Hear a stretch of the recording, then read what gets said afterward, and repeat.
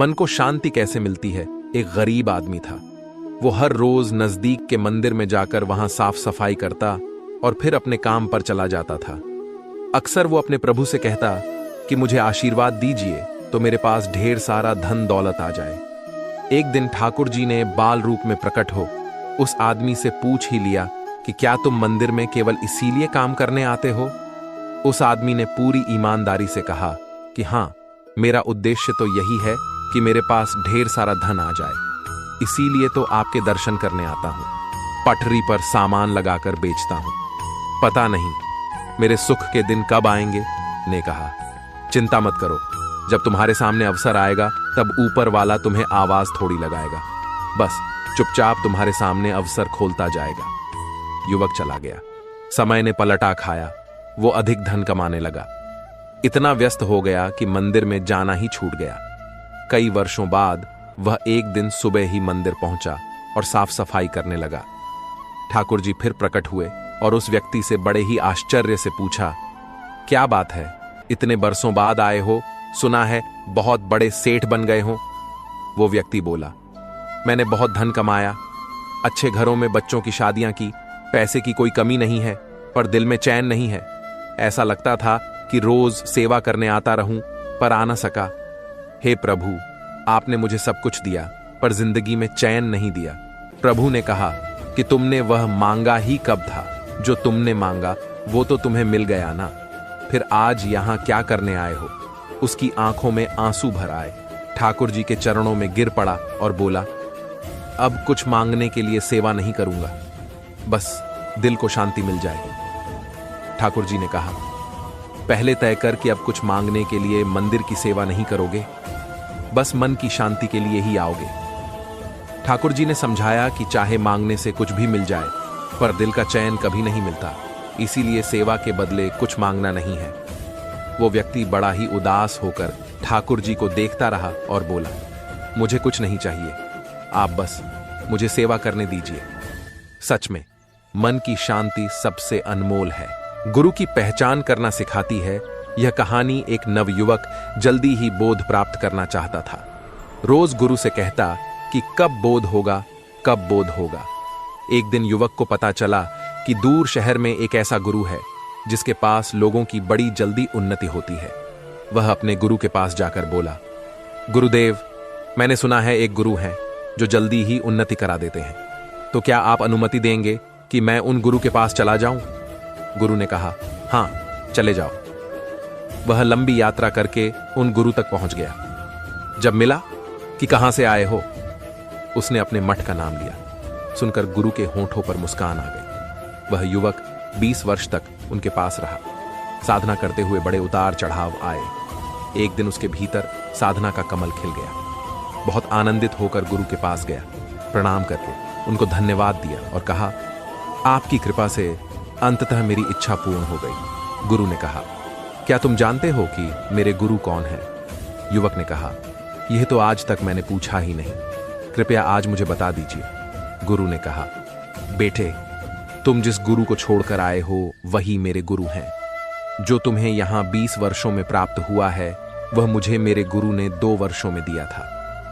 तुमने जब कहा कि तुम वहां से आ रहे हो तो इस नाते तुम मेरे गुरु भाई थे। मुझे तुम पर बड़ी करुणा आ रही थी कि अपने महान गुरु की महिमा को तुम पहचान ही नहीं पाए। तुम कहीं भटक न जाओ यह रहस्य उस समय नहीं बताया, पर तुम्हारी जल्दबाजी के कारण और तुम्हारी गुरु को जांचने परखने की कमी के कारण तुमने इतना समय गंवाया है।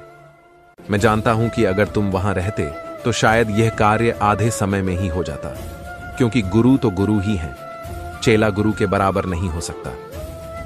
माथे पर लगाकर बुद्धत्व को प्राप्त हुआ था, तुम ऐसे महान गुरु को छोड़कर मेरे पास आए थे। इंसान के पास जो होता है वह उसको पहचान ही नहीं पाता। एक गांव में एक किसान रहता था। उसका एक छोटा सा खेत था। एक बार उसने अपने खेत में फसल बोई। उसके जिम्मेदारी कुछ ही दिन बाद चिड़िया ने वहां अपना घोंसला बना लिया। कुछ समय बाद चिड़िया ने वहां 2 अंडे दे दिए। फिर कुछ समय बाद उन अंडों में से 2 छोटे छोटे बच्चे बाहर आए। वे सभी खेत में ही अपना गुजारा करने लगे। फसल कटने का समय आ गया। सभी किसान अपने अपने खेत की फसल का काटने लगे। फसल कटने से उस चिड़िया और उसके बच्चे का वहां से अपना घोंसला छोड़ दूसरी जगह पर जाने का समय आ गया। एक दिन किसान कह रहा था कि फसल काटने के लिए वो अपने पड़ोसी से पूछेगा और उसे खेत में भेजेगा। यह बात चिड़िया के बच्चे ने सुन ली। ये सुनकर वे सभी परेशान हो गए। जब उनकी मां वापस घोंसले में आई तो उन्होंने ये बात अपनी मां को बताई और कहा कि आज उनका यहाँ आखिरी दिन है, आज रात में ही हमें दूसरी जगह के लिए निकलना होगा। चिड़िया ने जवाब देते हुए कहा, इतनी जल्दी करने की जरूरत नहीं है, मुझे नहीं लगता कि फसल की कटाई कल होगी। जैसा चिड़िया ने कहा था ठीक वैसा ही हुआ। अगले दिन किसान का पड़ोसी खेत में नहीं आया, जिससे फसल नहीं कट सकी। फिर जब शाम को किसान खेत में आया तो खेत को देखकर कहने लगा कि पड़ोसी तो नहीं आया, कल अपने रिश्तेदार को भेज देता हूं। चिड़िया के बच्चों ने किसान की बातें फिर सुन ली।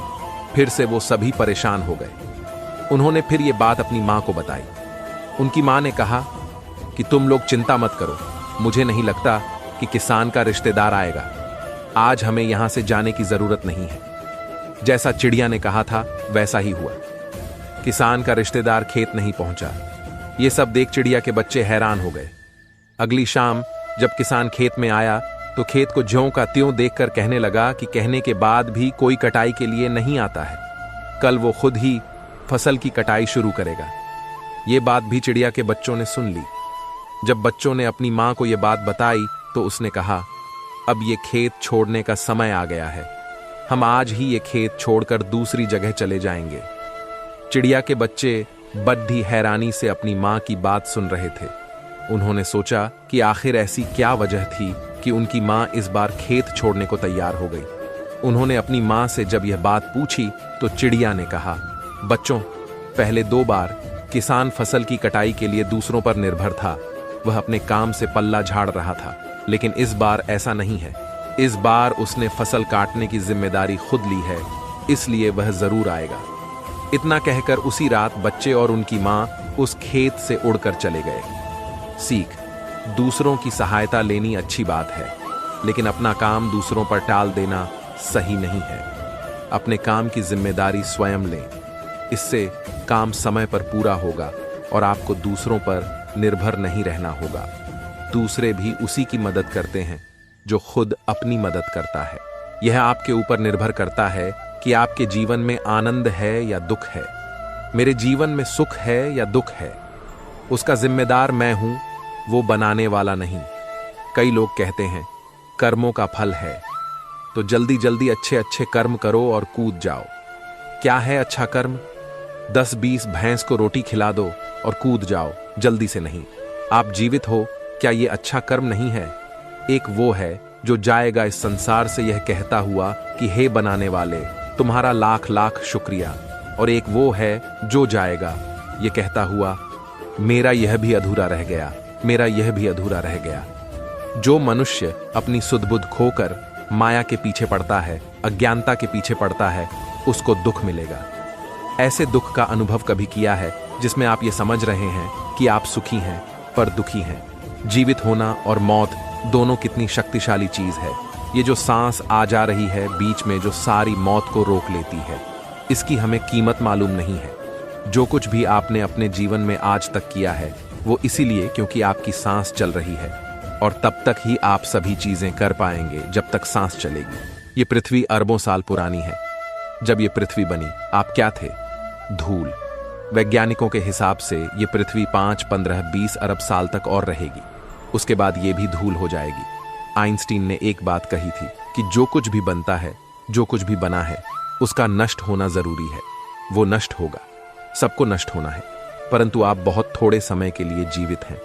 इस संसार में जो कुछ भी हो रहा है, जो गड़बड़ है, वो लालच की वजह से हो रहा है। लोभ के बारे में कोई बात नहीं करना चाहता है। आप मस्ती में होश खोकर अज्ञानता के पीछे भाग रहे हैं, जैसे पकड़ लेंगे और जीत जाएंगे। नहीं, पर आप में वो शक्ति है, उसका इस्तेमाल कीजिए, अपने जीवन को सफल बनाइए। यही मौका है, फिर धूल बनना है। ये कब होगा किसी को नहीं मालूम। अच्छे व्यवहार से सुखी जीवन जी सकते हैं। परिणाम से वाकिफ होते हुए भी व्यवहार को बदलना मुश्किल हो सकता है। इसकी जड़ें अक्सर किसी पुराने तजुर्बे से जुड़ी होती हैं। पुरानी बातें याद करें कि कैसे अपनी भावनाओं को कैसे काबू में करें। बातचीत भावनात्मक भी हो सकती है। इसमें आप विचलित हो सकते हैं, चिंताग्रस्त हो सकते हैं या असंतुष्ट हो सकते हैं, लेकिन उत्तेजित होकर सफल नहीं हो। और कैसे आप सही व्यवहार से अपनी जरूरतें पूरी कर सकते हैं। यह काम आसान नहीं है और समय भी लग सकता है, लेकिन इस तरह ज्यादा संतोषजनक जीवन जीने में मदद मिलती है। बात करने से पहले जितना खुद को तैयार करेंगे उतना कम उत्तेजित होंगे। बातचीत पूरी होने पर नकारात्मक भावनाओं को बाहर करें और सकारात्मक बातों पर ध्यान दें। हार को पूरे मन से स्वीकारने वाला विजेता से कम नहीं होता। जब तमाम कोशिशों के बावजूद आप हारते हैं और सामने वाला पक्ष जीत जाता है, तब क्या करें? कामों की सूची छोटी नहीं होती, तो जो काम तनाव देते हैं पहले उन पर फोकस करें। आपका परफेक्शनिस्ट होना रोड़ा तो नहीं बन रहा? क्या परिस्थिति आए तो उसे स्वीकार किसी के करना ही चाहिए। हार को पूरी गरिमा से स्वीकार करना चाहिए। जीत से अधिक हार सिखाती है। हार से एक नया नजरिया विकसित होता है। काम को ज्यादा समय देकर सुधार सकते हैं, अगर नहीं तो आगे बढ़ें। समय बचाने के लिए जो कर सकते हैं करें। ये जानने की कोशिश करें कि कौन से काम करना वक्त का सदुपयोग होगा। खुद से लिखें, अपना भाग्य। अक्सर लोग कहते हैं कि आपके भाग्य ने सब कुछ पहले से ही तय कर रखा है। पहले से कुछ भी तय नहीं है, बस इतनी है कि अनजाने में ही आपने खुद को कुछ खास स्थितियों में ढाल लिया है। आपके भीतर कुछ आदतें, नजरिया और प्रकृति बन जाती है और इनके मुताबिक आपका जीवन उसी दिशा में चलने लगता है। ऐसा इसलिए नहीं है कि कोई बाहरी अज्ञात शक्ति आपको उस दिशा में धकेल रही है। जिस भाग्य की बात आप कर रहे हैं वह अनजाने में खुद आपके द्वारा बनाई गई प्रकृति और आदतें हैं। वैसे इन्हें होशो हवास में भी बना आप पूरे हैं। भाग्य अपना काम तो करता है, लेकिन उसकी अपनी सीमाएं हैं। भाग्य अंतिम नहीं है। अगर आप यह जानते हैं कि आप जाना कहां चाहते हैं, तो बेहतर यही है कि आप अपने भाग्य को अपने हाथ में ले लें। आध्यात्मिकता की तरफ मुड़ने का मतलब है कि मैं अपने भाग्य को अपने हाथों में लेना चाहता हूं। इससे कोई अंतर नहीं पड़ता कि मेरे कर्म क्या कहते हैं। तब आप अपने भाग्य की रचना खुद करने लगते हैं। अगर आप अपना जीवन जागरूक होकर जिएं, तो आप अपना भाग्य खुद लिख सकते हैं। हम सभी दिन भर की घटनाओं को रात में अपने दिमाग में दोहराते हैं।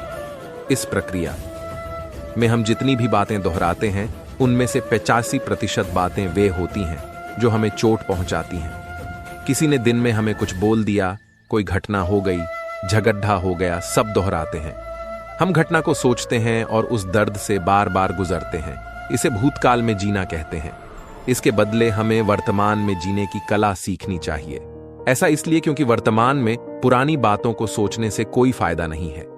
बीती हुई बातों पर आपका अब न तो कोई नियंत्रण है और न ही आप उसे सुधार सकते हैं। आप बस चोट लगने के बाद उस घाव को बार बार कुरेद रहे होते हैं और उस दर्द को फिर से जीते हैं। पुरानी बातें याद रखने से बेहतर यह है कि हम उन बातों से ली गई सीख को याद रखें। इसके लिए एक एक्सरसाइज करें। रात को जब आप बैठें तो दिन भर की घटनाओं को दोबारा अपने दिमाग में प्ले करें। स्क्रिप्ट, कलाकार, बैकग्राउंड, घटना सब कुछ वहीं रखें। अब पूरी फिल्म में केवल एक कलाकार यानी कि खुद को चुनें और सोचें कि क्या इस घटना को मेरे द्वारा थोड़ा बदला जा सकता था।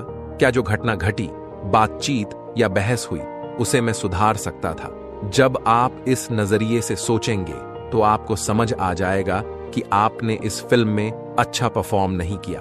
भले ही बाकी कलाकारों ने डायलॉग गलत बोल दिए हों, लेकिन आप चाहते तो इस फिल्म को और बेहतर बना सकते थे। यदि आपने समझदारी से अपना किरदार निभाया होता, उस वक्त शांत रहते, उल्टा जवाब न देते, तो फिल्म इतनी नहीं बिगड़ती। अब आप इस फिल्म को दोबारा बनाएं और इस बार अपनी परफॉर्मेंस को बेहतर करने की सोचें। इस पूरी एक्सरसाइज से आप सीख चुके होंगे कि उस वक्त आपने कहां गलती की थी। ऐश यह भी जान गए होंगे कि अगली बार जब ऐसी परिस्थिति आएगी तो आपको कैसे व्यवहार करना है ताकि फिल्म न बिगड़े। अब उस घटना को भूलें और नई सीख के साथ एक नए दिन की शुरुआत करें। बात पते की, यदि आपका भूतकाल दुखों से भरा रहा है और आप बार बार उसे याद करते हैं, तो आपका वर्तमान भी दुख से भर जाएगा।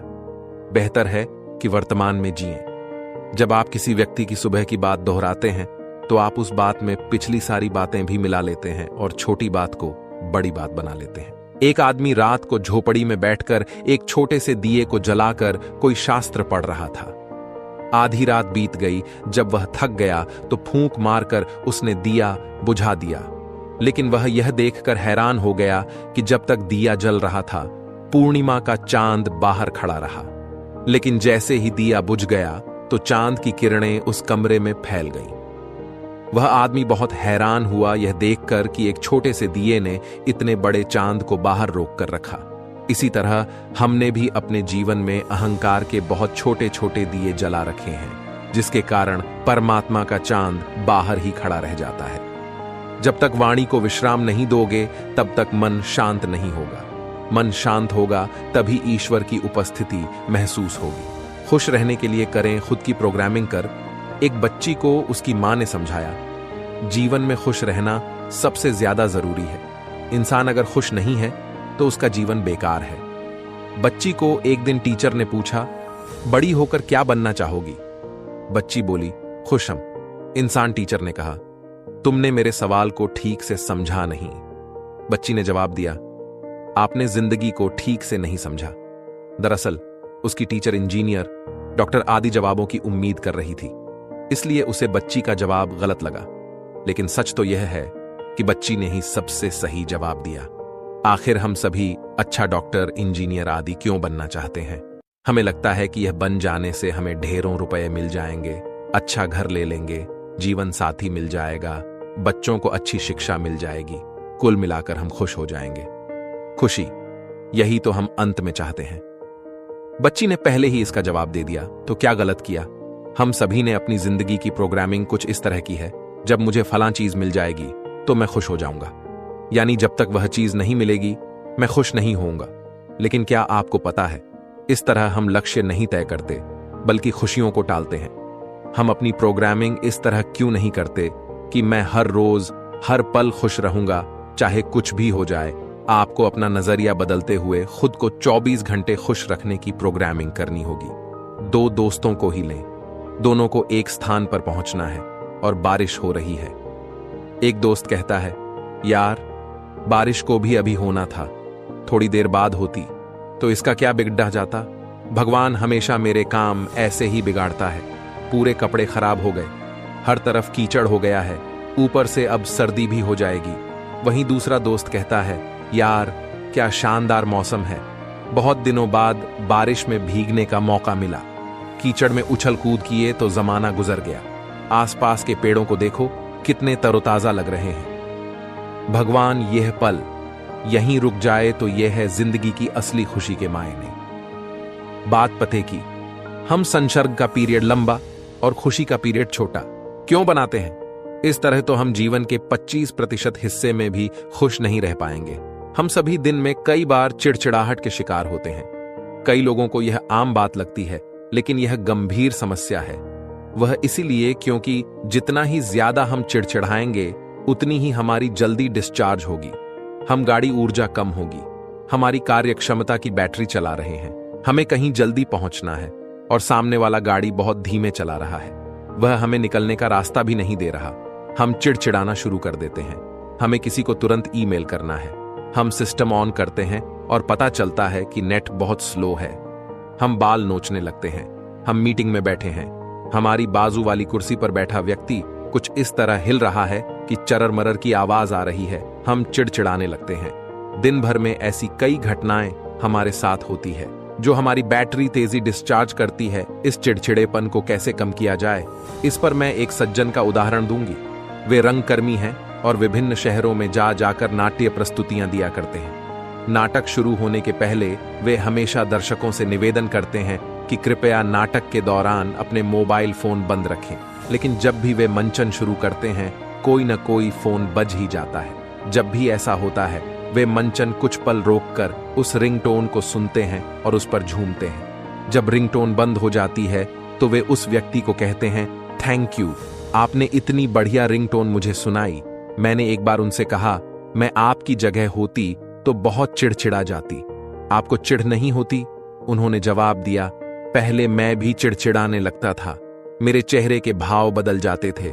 फोन बंद होने के बाद भी मेरे अभिनय में मेरी चिड़चिड़ाहट नजर आती थी। लेकिन फिर मैंने सोचा कि हर बार दर्शक अलग अलग होते हैं।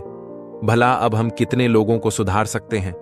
बेहतर है कि मैं खुद में ही कोई बदलाव करूं, क्योंकि मोबाइल फोन तो मंचन में बजेंगे ही।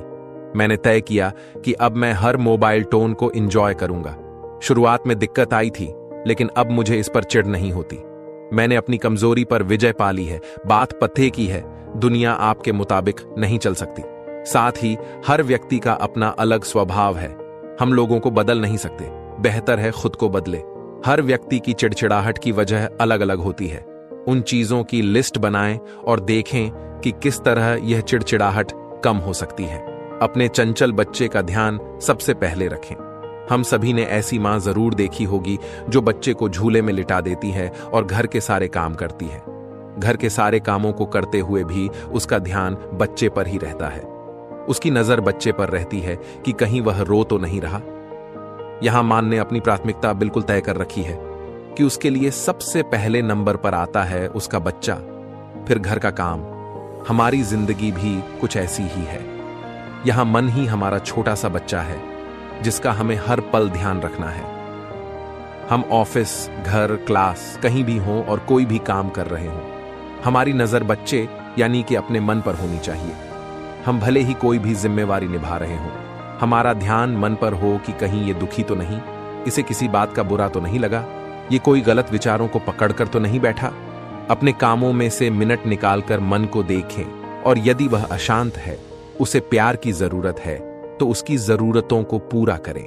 ठीक उसी तरह जिस तरह मां बच्चे को रोता देख उसे प्यार से चुप कराकर फिर से काम में लग जाती है। बेहतर है कि हम भी जल्द से जल्द अपने मन रूपी बच्चे पर ध्यान दें, उसकी समस्या हल करें। कई बार हम अंदर से दुखी होते हैं और खराब मूड में ही काम करते रहते हैं। यह तरीका गलत है।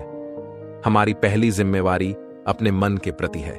उसके सवालों का जवाब दें। यदि अभी सवाल का जवाब नहीं है तो मन को समझाएं कि अभी मैं इस काम में व्यस्त हूं, फ्री हो जाऊंगा तो इस समस्या का हल भी निकाल लूंगा। अभी तुम अपनी ऊर्जा सही जगह लगाओ। अब आप यह भी जानें कि हमारे मन की तरह दूसरों का मन भी एक चंचल बच्चा है। जब हम किसी से बात करते हैं तो हम उस इंसान से नहीं बल्कि उसके मन से बात करते हैं। हमें बहुत ध्यान रखना होगा कि हम सामने वाले के मन यानी कि उसके चंचल बच्चे से बात कर रहे हैं। हो सकता है कि वह बच्चा समझदार ना हो। वह बच्चा है इसलिए वह कुछ भी बोल सकता है, कुछ भी कर सकता है। इसलिए उस बच्चे की बात का बुरा न माने, उसे प्यार से समझाएं। बात पते की, यदि आपने अपने मन रूपी बच्चे को जल्दी नहीं संभाला तो वह रोता ही जाएगा, उसकी ऊर्जा नष्ट होती जाएगी। उस पर तुरंत ध्यान दें। अपनी प्राथमिकताओं की लिस्ट सुधारें। सबसे पहले खुद को रखें, दूसरे नंबर पर परिवार को, अंत में काम को रखें। खुद के लिए वक्त निकालें।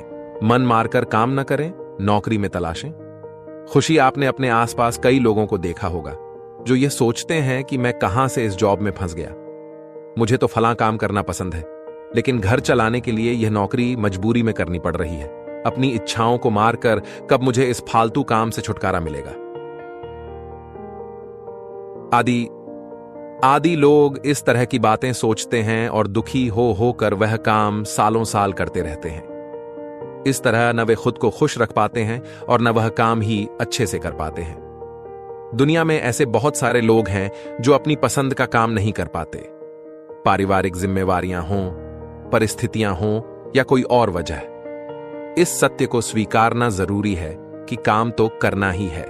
फिर भला उसे दुखी होकर क्यों किया जाए, उसमें खुशी क्यों ना तलाशी जाए। यदि आप भी ऐसी ही परिस्थिति में मजबूरी में कोई नौकरी कर रहे हैं तो इसे पढ़ें। मनपसंद काम न मिलने के बावजूद भी आप चाहे तो खुश रह सकते हैं और खुशी खुशी अपने इस काम को कर सकते हैं। बस आपको अपने वर्तमान के काम को किसी बड़े उद्देश्य से जोड़कर देखना है। जब आप ऐसा करते हैं तो आप संतुष्ट होते हैं और संतुष्टि में काम और बेहतर करते हैं। एक बार एक बूढ़ी औरत कहीं से आ रही थी कि तभी उसने 3 मजदूरों को कोई इमारत बनाते देखा। उसने पहले मजदूर से पूछा, तुम क्या कर रहे हो? देखती नहीं, मैं ईंटों को ढो रहा हूं, उसने जवाब दिया। फिर वह दूसरे मजदूर के पास गई और उससे भी वही प्रश्न किया, तुम क्या कर रहे हो? मैं अपने परिवार का पेट पालने के लिए मेहनत मजदूरी कर रहा हूं, उसने जवाब दिया। फिर वह तीसरे मजदूर के पास गई और पुनः वही प्रश्न किया, तुम क्या कर रहे हो? उस व्यक्ति ने उत्साह के साथ उत्तर दिया, मैं इस शहर का सबसे भव्य मंदिर बना रहा हूं। आप अंदाजा लगा सकते हैं कि इन तीनों में से कौन सबसे अधिक खुश होगा। दोस्तों, इस मजदूर की तरह ही खुश रहने वाले व्यक्ति अपने काम को किसी बड़े उद्देश्य से जोड़कर देखते हैं और ऐसा करना वाकई उन्हें अपार खुशी देता है। आप भी इसे आजमाएं।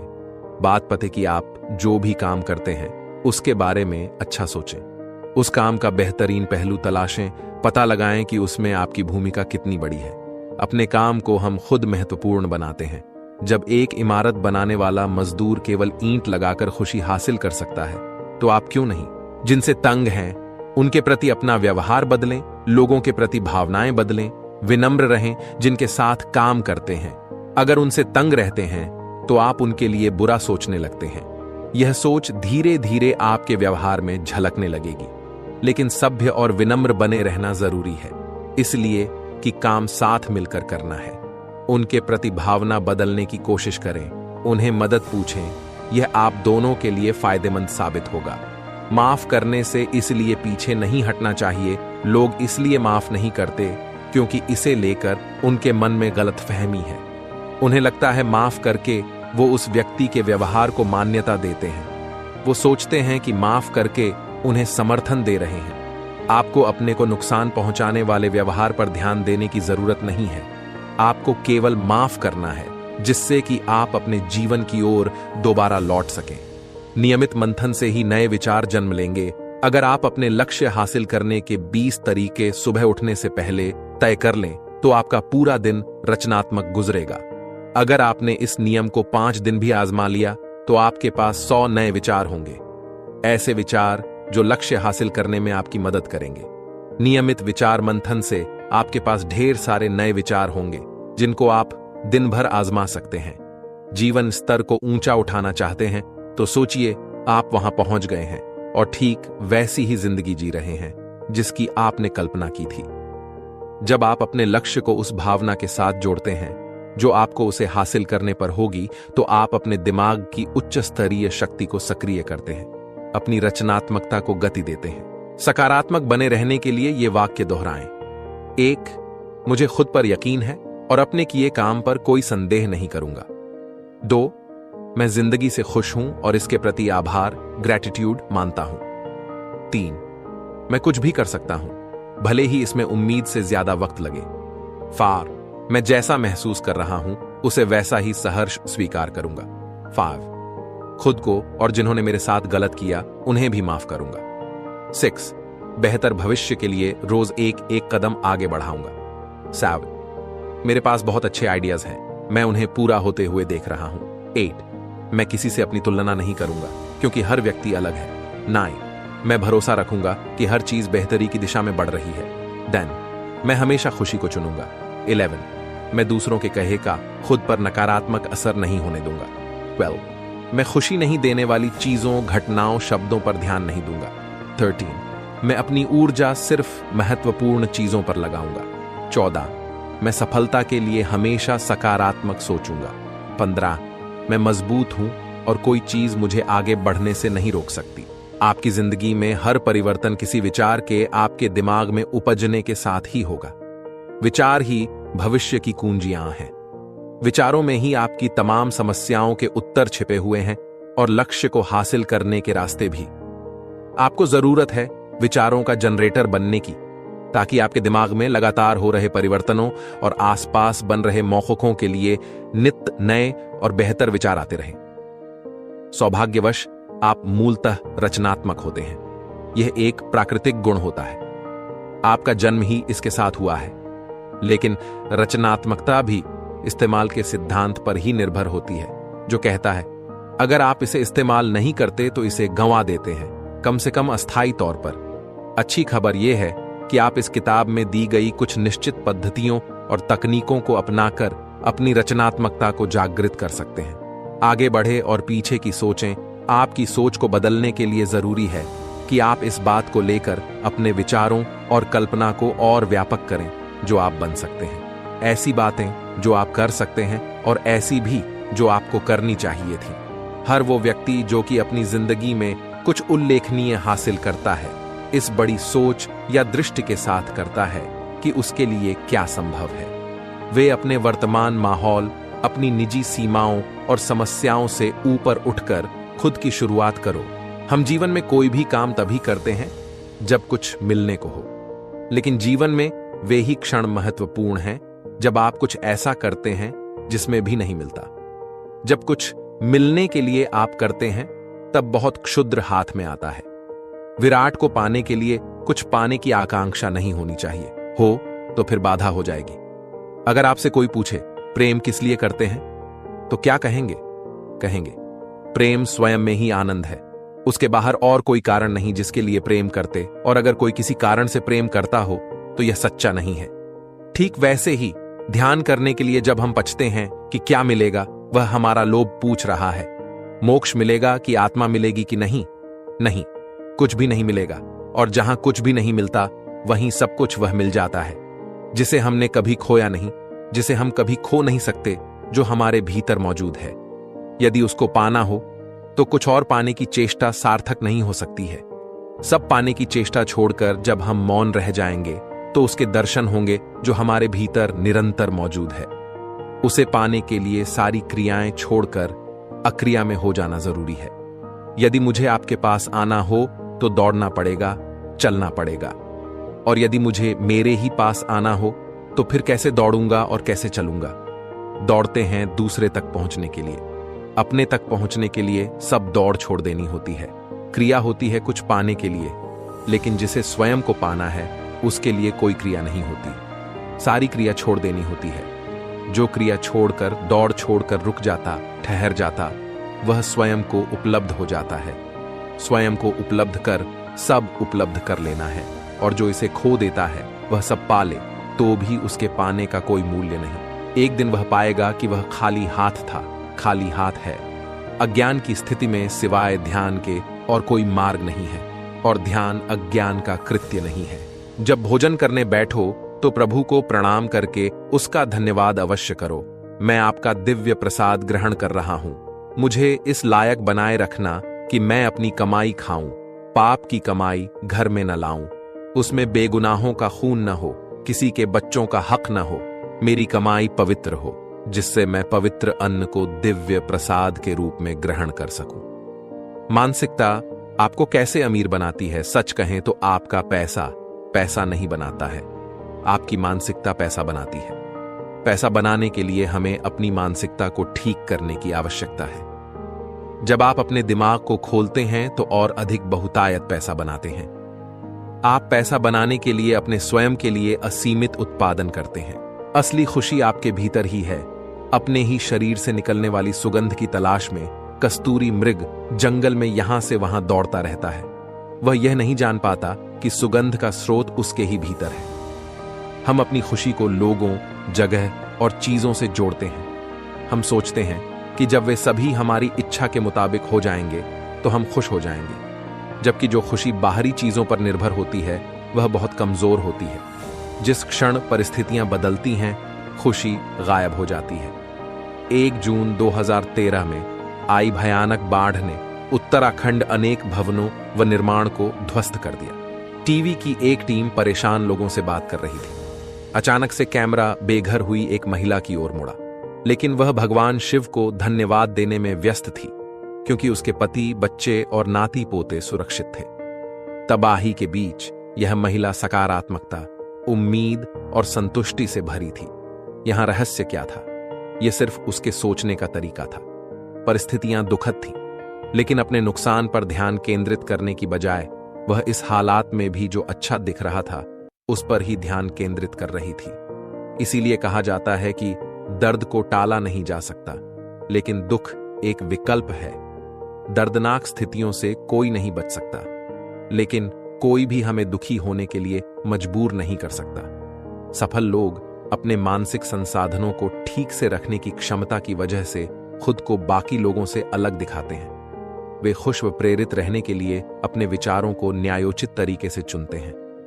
मस्तिष्क इतना महत्वपूर्ण क्यों है? खुशी और दुख दोनों ही मानसिक स्थिति की वजह से महसूस होते हैं।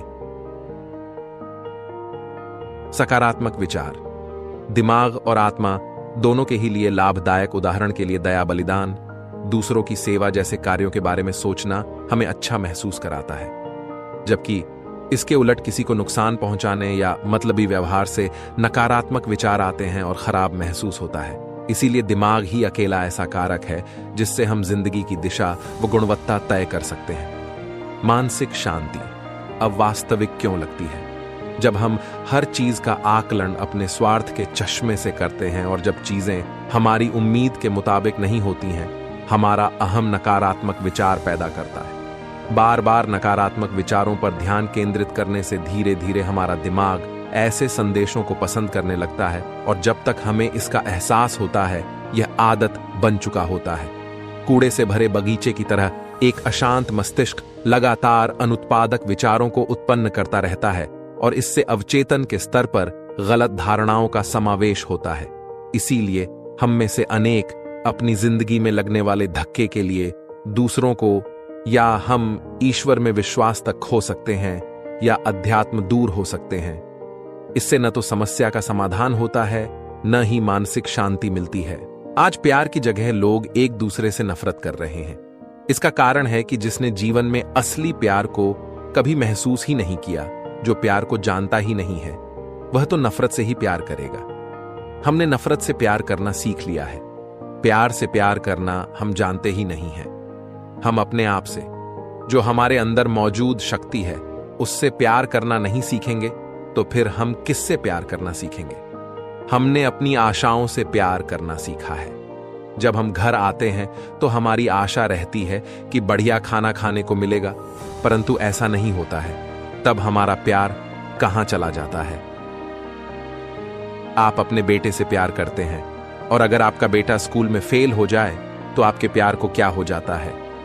प्यार करना सीखिए अपने भीतर आने जाने वाली सांस से, इस जिंदगी से। जब प्यार करना सीखेंगे तो प्यार क्या होता है समझ में आएगा। अभी आप प्यार करते हैं रिजल्ट से, बढ़िया खाने से। ग्रीस दार्शनिक सुकरात ने कहा है कि अगर आपको वो न मिले जिसे आप चाहते हैं तो आपको दुख होगा, और आपको अगर वो मिल जाए जिसे आप नहीं चाहते तब भी आपको दुख होगा। आपको अगर वो मिले जो आप चाहते हैं तब भी आपको दुख होगा। इस संसार में हर एक चीज बदल रही है, पर हमें बदलना पसंद नहीं है। हम नहीं चाहते कि कोई चीज बदले, पर हर एक चीज को बदलना है। जब आप खुद अपने भीतर देखने लगते हैं कि इस संसार को बनाने वाला स्वयं आपके अंदर है, उस दिन आपका जीवन बदल जाएगा। बदलती हुई चीज से प्यार करना बड़ा मुश्किल है, परंतु एक चीज है जो बदलती नहीं है। इस संसार के अंदर प्यार होना चाहिए, परंतु मनुष्य समझे कि असली प्यार क्या है। जब असली प्यार को समझेगा तब वह सचमुच में प्रेम कर सकता है। जिस दिन मनुष्य को अपने आप से प्यार हो जाएगा, उस दिन नफरत नहीं, सिर्फ प्यार ही प्यार होगा। एक बार सुकरात भ्रमण करते हुए एक नगर में गए। वहां उनकी मुलाकात एक वृद्ध सज्जन से हुई। दोनों आपस में काफी घुल मिल गए। वृद्ध सज्जन आग्रहपूर्वक सुकरात को अपने निवास पर ले गए। भरा पूरा परिवार था उनका। घर में बहू, बेटे, पौत्र पौत्रियां सभी थे। सुकरात ने वृद्ध से पूछा, आपके घर में तो सुख समृद्धि का वास है, वैसे अब आप करते क्या हैं? वृद्ध बोले, अब मुझे कुछ नहीं करना पड़ता। अच्छा कारोबार है जिसकी सारी जिम्मेदारियां अब बेटों को सौंप दी हैं। घर की व्यवस्था बहुएं संभालती हैं। इसी तरह जीवन सुखपूर्वक चल रहा है। मैंने जीवन के इस मोड़ पर एक ही नीति अपनाई है कि दूसरों से अधिक अपेक्षाएं मत पालो और जो मिले उसमें संतुष्ट रहो। मैं और मेरी पत्नी अपने पारिवारिक उत्तरदायित्व अपने बेटे बहुओं को सौंपकर निश्चिंत हैं। अब वे जो कहते हैं वह मैं कर देता हूं और जो कुछ भी खिलाते हैं खा लेता हूं। अपने पौत्र पौत्रियों के साथ हंसता खेलता हूं। मैं बच्चों के किसी कार्य में बाधक नहीं बनता। पर कभी तो आपका मन करता होगा कि वे आपकी बात माने या सुने? सुकरात ने पूछा। वृद्ध बोले, अगर वे मेरे पास सलाह के लिए आते हैं तो मैं अपने अनुभव के हिसाब से उनको दुष्परिणामों के बारे में सचेत कर देता हूं। अब वे मेरी सलाह पर अमल करते हैं या नहीं करते, यह देखना और अपना मन व्यथित करना मेरा काम नहीं है। वे मेरे निर्देशों पर चलें ही मेरा यह आग्रह नहीं होता। परामर्श देने के बाद भी यदि वे भूल करते हैं तो मैं चिंतित नहीं होता। बुजुर्ग सज्जन की यह बात सुनकर सुकरात बहुत प्रसन्न हो गए और बोले, इस आयु में जीवन कैसे जिया जाए यह आपने सम्यक समझ लिया है। जैसा बोलते हैं वैसी ही गूंज होती है। दुनिया व जीवन का हर खेल इच्छा शक्ति के सहारे ही चलता है। इच्छा शक्ति वह ताकत है जिसके सहारे एक अपंग भी शिखर चूम सकता है। वजन घटाने के लिए अनेक व्यक्ति प्रयास करते हैं, पर इच्छा शक्ति के अभाव से उन्हें असफलता मिलती है। अन्यथा जो व्यक्ति अपना सिर बाएं से दाएं हिला सकत, वह अपना वजन भी घटा सकता है। यही सच है। इच्छा शक्ति इसी क्षण मात्र का विस्तार है। हां या न कहने में जितने क्षण का समय इसी क्षण पा लेता है, अर्थात एक क्षण में भाग्य तय हो जाता है। इससे स्पष्ट है कि यदि किसी ने तय कर लिया कि यह काम नहीं करना है, यह आदत अपने पास नहीं रखनी है, तो उसके साथ अपनी इच्छा भी जोड़ लें। इच्छा शक्ति मन रूपी नदी पर एक बांध है। इसके द्वारा अपने लक्ष्य का बहाव सफलता की ओर कर सकें तो हमारा भाग्य खिल उठता है। मान लीजिए मन टीवी, इंटरनेट देखना चाहता है, ऐसे में मन को रखना इच्छा शक्ति के हाथ है। इच्छा शक्ति वह व्यक्ति बड़े से बड़ा काम कर सकता है। इसी से यह समय में यदि एक ही काम में से भरा होता है, तब एक काम से बांध कर पहलू है जिसके सहारे भी सिद्ध होता है कि एक खर्च की जाए तो उसका परिणाम सफलता नष्ट होने से बचेगी। बस एक बार अपनी इच्छा शक्ति पर भरोसा हो भर जाए तो दुनिया का कोई काम असंभव नहीं। ध्यान किसी एक तरफ लगाने से भीतर ऊर्जा का विकास होगा, जिसका उपयोग व्यक्ति किसी भी काम में कर सकता है। जीवन में अच्छा देखने के लिए खूबसूरत आदत अपनाएं। हम अक्सर अपने कर्मों के, अपनी मेहनत के नतीजे पर गौर करते हैं। नतीजा अच्छा है तो हमें खुशी मिलती है, जो शांति देती है। लेकिन नतीजा बुरा होने पर खुशी गायब और साथ में शांति भी। हमें वास्तविक शांति और खुशी प्रक्रिया में मिलेगी, नतीजों में नहीं। हमें यह सोच बदलनी होगी कि मंजिल ही हमारी खुशी है। अगर हम किसी पिकनिक पर जा रहे हैं तो उसका रास्ता भी उतना ही आनंददायक ना चाहिए जितनी कि पिकनिक होगी। जीवन यात्रा है, मंजिल नहीं। एक बार हम यह समझने लगें कि जीवन यात्रा है, प्रक्रिया ही सब कुछ है, तो हमें शांति भी महसूस होने लगेगी। यानी अगर प्रक्रिया में शांति खोज ली तो वह कभी दूर नहीं जाएगी। लेकिन इस स्थिति में पहुंचे कैसे? इसके लिए बस यह समझना होगा कि जिंदगी हमें खुशी और शांति नहीं देती, हम अपनी जिंदगी में और शांति लाते हैं। हमारे कर्म हमें यह नहीं देंगे, बल्कि हमें हर कर्म को शांति और खुशी के साथ करना होगा। तभी यह जीवन में स्थायी रूप से रहेंगे। शिकायत शांति नहीं देगी। जीवन के हर पहलू से शिकायत करने वाले व्यक्ति को कभी शांति महसूस नहीं हो सकती। शिकायत करने वाला न सो सकता है, न खुश रह सकता है। लेकिन अगर वह किसी तरह से यह देखने की खूबसूरत आदत डाल ले कि जिंदगी में क्या अच्छा चल रहा है और उसके प्रति आभार महसूस करे, तो उसे शांति मिलने लगेगी। स्वाभाविक कि जीवन शिकायतें होगी, लेकिन सिर्फ शिकायतों पर ध्यान देना ही हमारी शांति छीनता है।